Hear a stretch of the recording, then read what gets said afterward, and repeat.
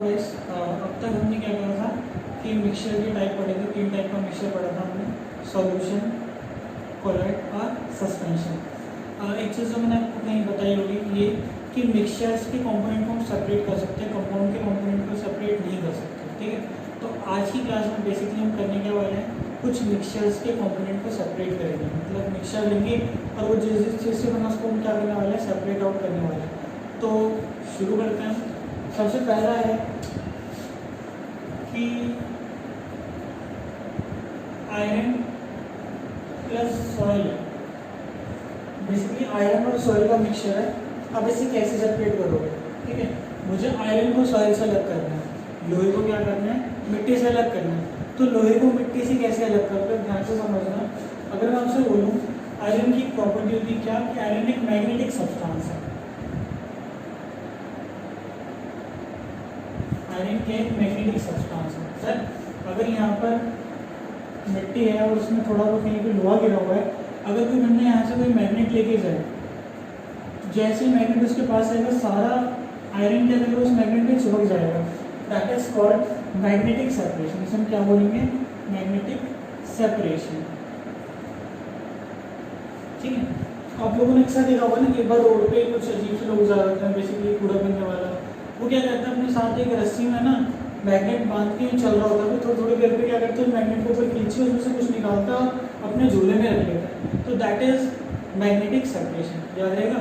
अगर मुझे आयरन को सॉइल से अलग करना है या किसी जगह पर आयरन के ग्रेन्यूल्स या आयरन के टुकड़े या आयरन के स्प्रिंकल्स या आयरन नेल वगैरह कहीं पर कुछ गिर गई है और आप चाहते हैं कि उसे उठा लें, तो आप क्या कर सकते हैं, मैग्नेटिक सेपरेशन का इस्तेमाल कर सकते हैं।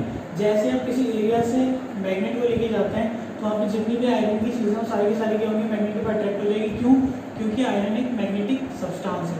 तो याद रहेगा नेक्स्ट टाइम आपको कि अगर मुझे कहीं से आयरन और मिट्टी को, आयरन और किसी और चीज़ को सेपरेट करना तो I will use magnetic separation. क्या यूज़ करने वाले हम, मैग्नेटिक सेपरेशन। और इसका प्रिंसिपल क्या है, जो आयरन है वो मैग्नेटिक सब्सटेंस है, जो सॉइल है वो मैग्नेटिक सब्सटेंस नहीं है, तो only iron will be attracted towards magnet, soil वहीं के वहीं रह जाएगा। तो this is called magnetic separation. तो पहले समझ में आ गया क्या है हमारा मैग्नेटिक सेपरेशन। देन अगर मैं दूसरे की बात करता हूँ तो अगर मैं बात करूँ एक तो आयरन और सॉइल, दूसरा क्या हो गया, हस्क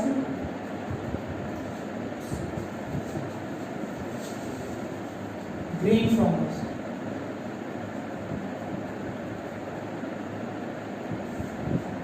बेसिकली जब गेहूँ या धान की कुटाई होती है ना, तो दोनों केस में क्या है, बेसिकली गेहूँ की बात करते हैं। गेहूँ को जब कूट रहे होते हैं उसके साथ, मतलब जब उसको काट के जमीन से खेत से काट के और कूटते हैं, तो वहाँ पे जब गेहूँ के दाने होते हैं तो भूसा भी रह जाता है, दैट इज कॉल्ड हस्क। तो भैया अब हम गेहूँ और हस्क को अलग कैसे करें। देखो हो सकता है आप में से बहुत सारे लोगों ने उसे अलग करते हुए देखा भी होगा, आप में से कुछ लोग गाँव में रहते हों या कभी गाँव गए हो तो आप लोगों ने ज़रूर देखा होगा हस्क। और अगर गेहूँ को कंपेयर करें ना, जो गेहूँ या ग्रेन जो भी हमारे ग्रेन बोल लो, तो ग्रेन क्या होता है, हैवी होता है, और गेहूँ क्या होता है, बहुत हल्का होता है। आई रिपीट, जो ग्रेन है, जो गेहूँ है वो बहुत हैवी होता है, और जो हस्क है, जो भूसा है वो बहुत हल्का होता है। याद रहेगा, ग्रेन हैवी है, भूसा हल्का है। तो हम क्या करते हैं, कहीं पर हवा के प्रेशर में उसको गिराते हैं, तो जिस तरफ हवा होगी ना उस तरफ सारा का सारा हस्क चला जाएगा और ग्रेन क्या है नीचे की तरफ को गिर जाएगा। This is called winnowing. क्या बोलते हैं इसको, विनोइंग। हम इसे कैसे अलग करेंगे, विनोइंग से, हवा की मदद से, ठीक है। अब इसे देखो कैसे हम इसे अलग कर सकते हैं। लेट्स से देखो यार मेरी ड्राइंग है बहुत खूबसूरत सा है नहीं, मान लेते हैं कि तरफ के मान लेते हैं उसको मान के, तो ये मान लेते हैं फराटा है, और फराटा मतलब चल रहा है और यहाँ पे क्या कर रहा है, कोई लेडी है वो यहाँ पे क्या कर रही है, हंस के गिरा रही है। तो जैसे हंस गिराएगी तो जो भूसा है ना वो दूर से ला जाएगा, और जो ग्रेन है तो यहाँ पे क्या हो जाएगा, ग्रेन, और यहाँ पे क्या हो जाएगा, हंस। और इस टेक्निक को हम क्या बोलते हैं, विनोइंग। और ये कब होगा, एयर जब ब्लो कर रहा होगा तब भी ऐसा हो सकता है। तो याद रहेगा। इसके प्रिंसिपल को मैंने तुम्हें बताया था, क्या प्रिंसिपल था इसका, कि आयरन मैग्नेटिक सब्सटेंस और मैग्नेट उसे अट्रैक्ट कर लेगा। इसके प्रिंसिपल में हम क्या बोल सकते हैं? अगर मैं इसकी प्रिंसिपल की बात करूँ तो हम बोल सकते हैं husk is lighter than grain, so it is blown away by a, याद रहेगा ग्रेन वहीं के वहीं गिर जाएगा, हस्क क्या होगा?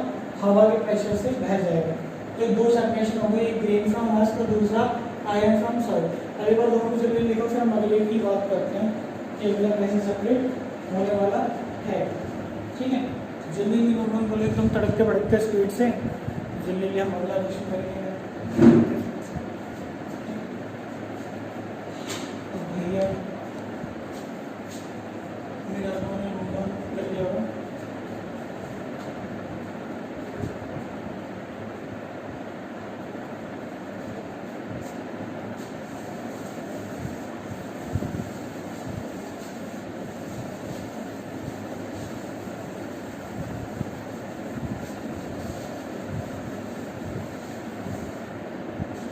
नेक्स्ट हमारा ब्लू ब्लैक इंक से कलर कॉम्पोनेंट कैसे ढाओगे?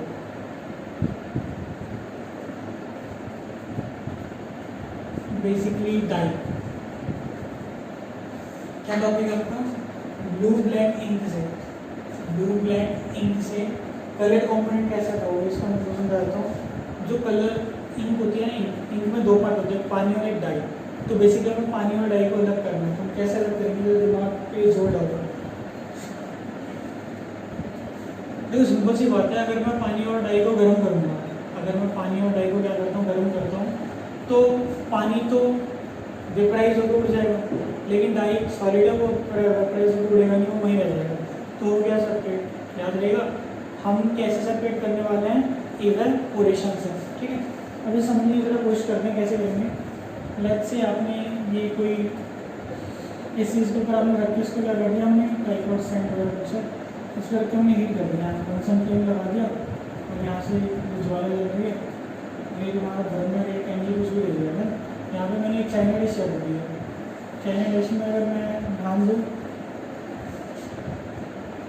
यहाँ पे मैंने डाई रखा था, तो जो वाटर है ना, वाटर वही वेपर उड़ जाएगा, डिश में क्या रह जाएगा? तुम्हारा डाई रह जाएगा। डन। तो बेसिकली ब्लू ब्लैक इंक के कलर कॉम्पोनेंट को हम कैसे तय करने वाले हैं? By evaporation. By evaporation. भी आपसे पूछ सकते हैं सर इसका प्रिंसिपल क्या होगा?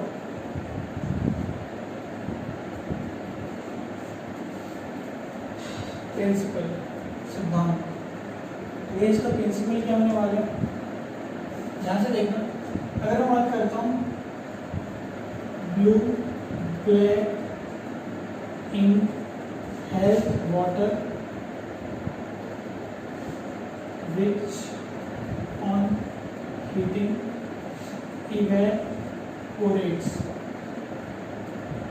leaving solid dye or blue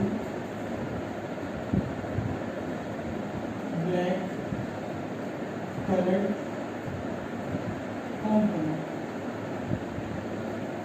याद रहेगा जब भी मैं ब्लू ब्लैक इंक को, अच्छा कभी कभी बच्चों को हमने ऐसे डायरेक्ट यूज नहीं किया, ऐसे इनडायरेक्टली यूज कर रखा है। मैं डायरेक्ट ज़्यादा गर्मी नहीं लेता हूँ, मैं इनडायरेक्टली गर्मी लेता हूँ। इससे क्या होगा?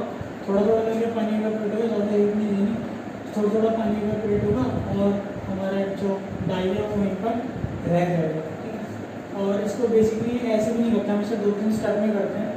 लाइक जहाँ पर पहले बीगर ले लिया, तो बीगर के ऊपर को डाल दिया, तो थोड़ा थोड़ा करके क्या होगा? गर्म होगा, डायरेक्ट हीट नहीं करता हूँ इसे। ठीक है, मैंने यहाँ दिखाने रखा है, यहाँ पे ग्लास वगैरह कुछ भी डाल दो नीचे, जो उसको हीट डायरेक्ट ना दे, हीट क्या है उसको धीरे धीरे हीट दे, ताकि कलर ना एक उड़ने लग जाए। ज़्यादा जल्दी से हीट होगी तो कलर भी उड़ जाएगा। कलर में डालना सिर्फ पानी उड़ाना है। ठीक है, तो प्रिंसिपल पूछ सकते हैं क्या? प्रिंसिपल सिंपल सा प्रिंसिपल है भैया, जो पानी है वो वोलेटाइल कॉम्पोनेंट है, जो उड़ जाता है ना, वेपर में जाता है, उसको क्या बोलता है? Volatile component. और इंक जो है वो क्या है? नॉन वोलेटाइल है। तो जब हम उसे हीट करेंगे तो वोलेटाइल कॉम्पोनेंट हमारा उड़ जाएगा और नॉन वोलेटाइल कॉम्पोनेंट रह जाएगा। ठीक है, तो मैं लिख देता हूँ इंक क्या है, नॉन वॉलेटाइल।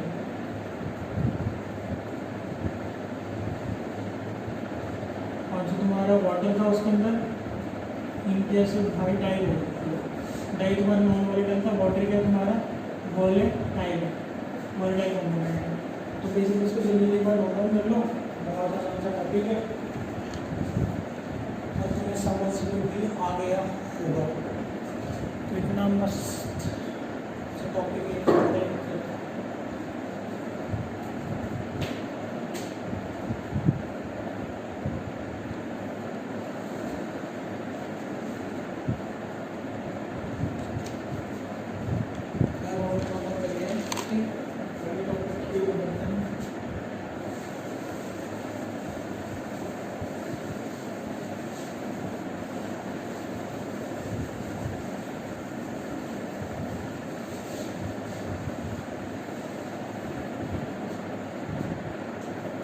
नेक्स्ट टॉपिक है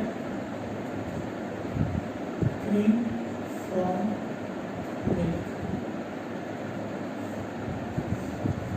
देखो सारे के सारे में कैरेंटाइन के मजे तो बहुत ले रहे हो, मतलब कैरेंटाइन के कुछ साइड इफेक्ट्स हैं, कुछ दुष्प्रभाव है, तो कुछ अच्छा प्रभाव भी है। कि भी कैरेंटाइन में आप सभी ने महाभारत रामायण जैसे खतरनाक खतरनाक जो महाकाव्य हमारे को देख रहे होंगे। अभी कुछ लोग मेरे घर में मतलब चलता रहता है, उम्मीद कर रहा हूँ आपके घर में चल रहा होगा कि कृष्णा देखते हैं। तो कृष्णा में एक बहुत पॉपुलर सा सीन है ना कि कृष्ण भगवान को माखन बहुत पसंद था। तो आप लोगों ने देखा होगा ना कि वो राधा जो मतलब मटके में मिलाते रहते हैं, उसे चर्निंग बोलते हैं, मखना चर्निंग लगती है, या फिर थोड़ी देर बाद ऊपर देखोगे तो क्या क्रीम क्रीम आ जाता है। तो वही चीज़ हमें पढ़नी है, ठीक है। बेसिकली इस प्रोसेस को हम क्या कहते हैं, सेंट्रीफ्यूगेशन।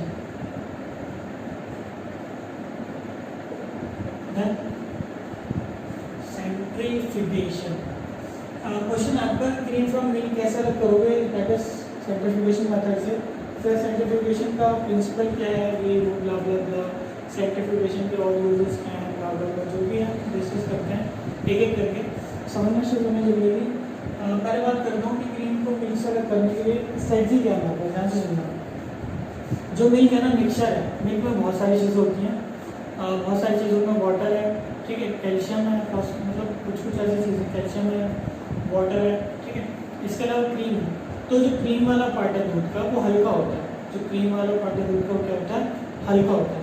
तो जब हम उसे रैपिडली स्पिन करेंगे ना, जल्दी हिलाएंगे, तो जो हल्के वाला पार्ट है वो ऊपर आ जाएगा और जो भारी वाला पार्ट है वो क्या हो जाएगा, नीचे चला जाएगा।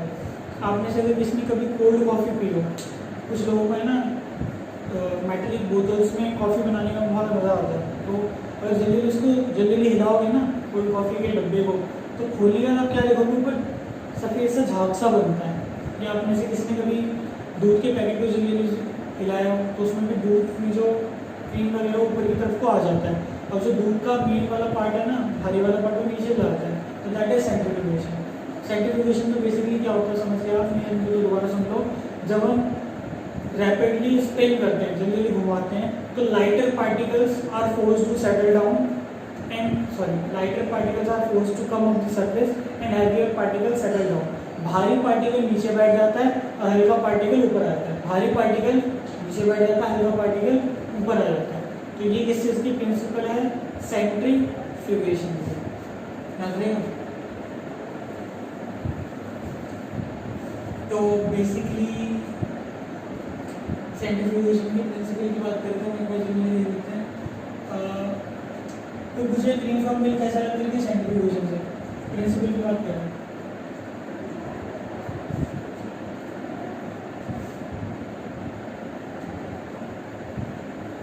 अगर प्रिंसिपल की बात करो तो क्या लिख सकते हैं,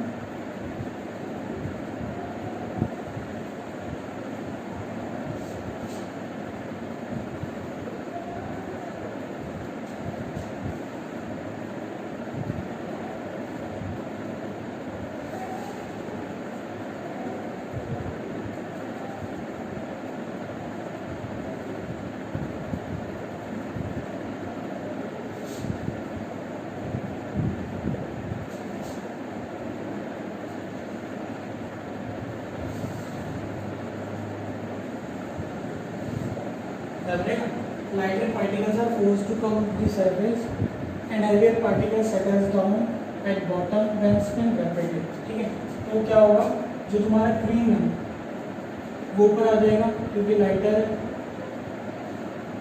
वाटर और मिड कंपोनेंट क्या हो जाएगा, हैवियर होने की वजह से वो क्या हो जाएगा, सेटल बॉटम।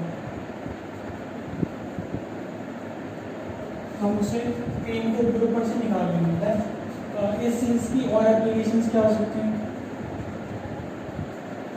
अगर मैं उससे पूछता हूँ कि सेंट्रीफ्यूगेशन की और एप्लीकेशन है क्या है, तो क्या हो सकता है? पहले तो लैब में ब्लड यूरिन टेस्ट में, ब्लड और यूरिन टेस्ट में इम्प्योरिटीज जो हल्की होती हैं ऊपर आती हैं, जो हैवी होती हैं वो नीचे में आती हैं, तो वहाँ यूज हो सकता है। नेक्स्ट डेयरी में तो पता है ना, बटर वगैरह निकालने के लिए, ठीक है। और उसका थर्ड एप्लीकेशन हम क्या लिख सकते हैं? एक तो लैब में यूज़ हो गया, एक डेयरी में यूज़ हो गया, और एक हम इसका लिख सकते हैं वॉशिंग मशीन में। वॉशिंग मशीन में भी क्या है, कपड़ों को स्क्वीज कर देंगे, जो कपड़े हल्के ऊपर आते हैं और जो पानी है हैवी वो नीचे जाता है, तो वहाँ पर भी इसका इस्तेमाल होता है, ठीक है। तो एक बार ये जरूरी नोट डाउन करो, फिर मतलब आगे बढ़ाते जाता हूँ क्या होगा, ठीक है। और ये बहुत छोटी छोटी बातें हैं जो बहुत इंपॉर्टेंट है, खासकर ये सेंट्रीफ्यूगेशन जो मेथड है आपको पूरा होता है ना, बहुत इंपॉर्टेंट है। मैं तुम्हारे इसको दे देंगी, देख लो तो उसके लिए कुछ पूछना है। सेंट्रीफ्यूगेशन बहुत इंपॉर्टेंट है।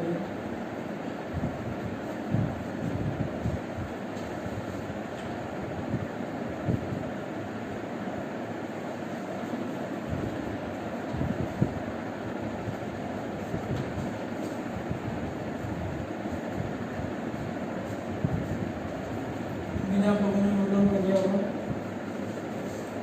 सेंट्रीफ्यूगेशन क्या है बता दिया मैंने आपको, सेंट्रीफ्यूगेशन कहाँ यूज होता है बता दिया मैंने आपको। सेंट्रीफ्यूगेशन का प्रिंसिपल बहुत इंपॉर्टेंट है, मैं बार बार बोल रहा हूँ, और फिर से सुन लो। जब भी हम रैपिडली स्पिन करते हैं, हैवी पार्टिकल नीचे चला जाता है, लाइट पार्टिकल ऊपर आ जाता है, हैवी नीचे लाइट ऊपर, ठीक है। तो यहाँ पर भी जो क्रीम या बटर जो भी हैवी था नीचे वाला क्रीम बटर लाइट के वो सरफेस पर आ गया, तो ये हमारा था पूरा जो हमने आई गेस नोट डाउन कर लिया होगा, ठीक। तो एक बार मैं इसको रफ कर देता हूँ, फिर अगली बात करते हैं।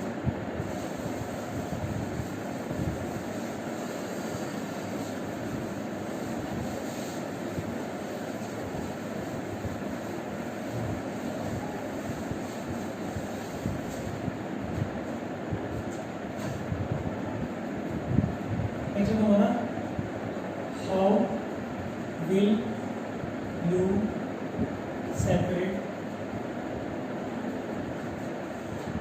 mixture of immiscible liquids। चलो क्या इससे रिलेटेड एक कहानी मुझे याद है, मैं बता के रहूँगा, ठीक है।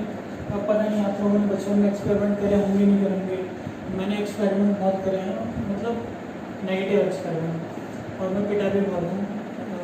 आपकी जनरेशन नहीं पिट रही होगी, पर मेरी जनरेशन पिटती थी, तो मैं बहुत बार पिटा हूँ। तो एक बहुत फेमस सा कारनामा मैंने कभी किया होगा जो मुझे याद आ रहा है कि शायद मैंने ना किया, मेरे भाई ने किया होगा, किसी ने किया ज़रूर था, मुझे याद नहीं आ रहा। तो कारनामा क्या था कि एक बार सरसों तेल की बोतल में से ना थोड़ा सा तेल गिरा दिया। अब भाई तेल गिरा दिया तो ऑब्वियस सी बात है कि घर पे मार पड़ सकती है, डांट पड़ सकती है, पता नहीं क्या होगा। तो एक आतंक होता है, उस आतंक में हमने क्या करा कि उस गिरे हुए तेल को रिप्लेनिश करने के लिए हमने उतना ही अमाउंट ऑफ वाटर भर दिया, ठीक है, और लेके शेक करके छोड़ के वापस आ गए, पिटे। तब भी हुआ क्या कि भाई हम तो शांत थे, टीवी मस्त कि भाई हमने अपना मतलब जुर्म करके सारे गवाह हम मिटा दिए हैं और वी आर सेफ। बट उस समय ने इतनी नॉलेज नहीं थी, मतलब आज से अगर तुम्हें मैं बोल रहा हूँ ना तो तुम समझ गए होगी कि सर आपको तो पिटना ही था, क्योंकि तुम्हें पता है कि शायद कि तेल और पानी मिलती नहीं, अलग अलग हो जाते हैं। उस समय शायद मुझे पता था, नहीं पता, पर मैंने कारनामा किया और मैंने डांट भी सुनी, खैर पिटा नहीं था शायद, पर डांट तो पड़ी होगी मुझे। मुद्दे की बात क्या थी ये कि तेल और पानी मिलते नहीं हैं, जो चीज़ें मिलती नहीं हैं उसको बोलते हैं इनविजिबल लिक्विड्स, जो चीज़ें नहीं मिलती उनको हम क्या बोलते हैं, इनविजिबल लिक्विड्स। याद रहेगा। तो जो तुम्हारा तेल और पानी है वो क्या है, इनविजिबल लिक्विड्स है। तो इनविजिबल लिक्विड्स जैसे ही शेक करके छोड़ दोगे वो लेयर्स में सेपरेट हो जाते हैं। जो भी दोनों में से हैवी होगा वो नीचे चला जाएगा और जो दोनों में से लाइट होगा वो सरफेस पर आ जाएगा, ऊपर आ जाएगा। ठीक है, बस यही इनका प्रिंसिपल, ऐसे ही आप अलग करेंगे। सबसे कोई पूछता है इनविजिबल लिक्विड्स क्या होते हैं? Liquids that do not mix are called invisible liquids. बेटा ये लिक्विड्स इनविजिबल की स्पेलिंग गलत हो सकती है, बुक में से एक बार ढंग से लिख लेना स्पेलिंग क्या है, आर कॉल्ड इनविजिबल लिक्विड्स। ठीक है, अब इन्हें अलग कैसे करने वाले हैं हम? इन्हें अलग करेंगे बाय सेपरेटिंग फनल। मैं बनाने की कोशिश करता हूँ, हालांकि मेरी ड्राइंग बहुत भाव को नहीं है, कुछ कुछ ऐसा करके हमने बना दिया। ठीक है, ये तुम्हारा सेपरेटिंग फनल है, मान लेते हैं दिल को रखिए कि सेपरेटिंग फनल ही है। देन अगर मैं इसकी बात करूँ तो यहाँ पर मैंने एक स्टॉप कॉक लगा देता हूँ। स्टॉप कॉक कैसे लगेगा? जैसे स्टॉप कॉक है, मैं मान लूँ, ठीक है,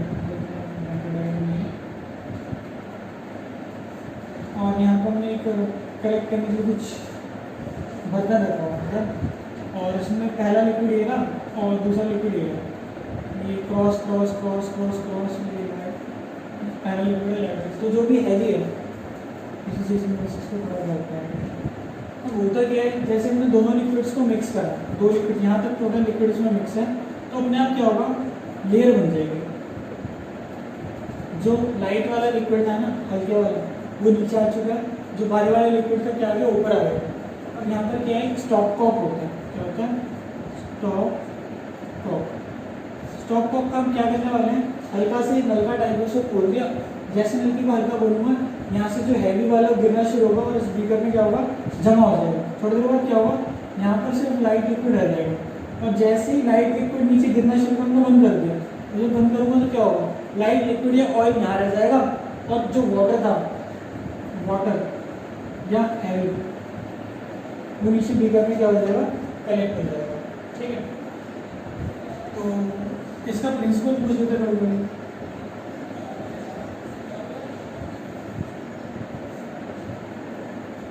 invisible liquids do not mix up, they separate out in layers when left for some time। याद रहेगा, इनविजिबल लिक्विड्स मिक्स अप नहीं होते, जैसे आप इसे थोड़े टाइम के लिए छोड़ोगे ये लेयर्स में क्या हो जाते हैं, सेपरेट हो जाते हैं। तो यही इसका प्रिंसिपल है। इसी प्रिंसिपल की सहायता से, इसी प्रिंसिपल की हेल्प से हम इन्हें क्या करते हैं, अलग करते हैं। तो आई होप ये चीज़ भी आपने नोट डाउन कर लेंगे। इसके बाद कुछ क्वेश्चन हैं जो आपको करने हैं, मैं लिख देता हूँ।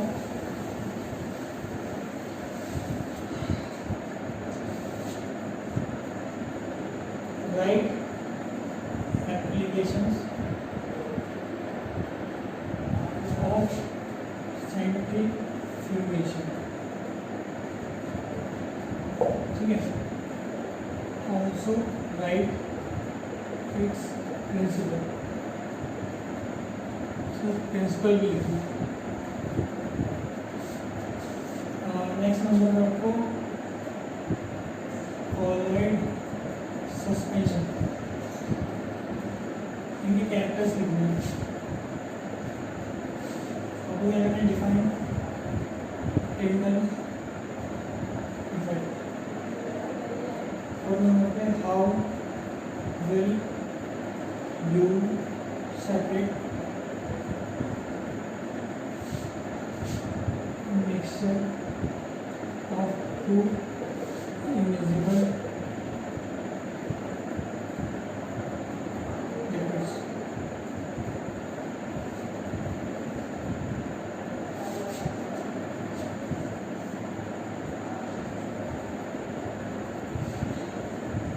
How will you separate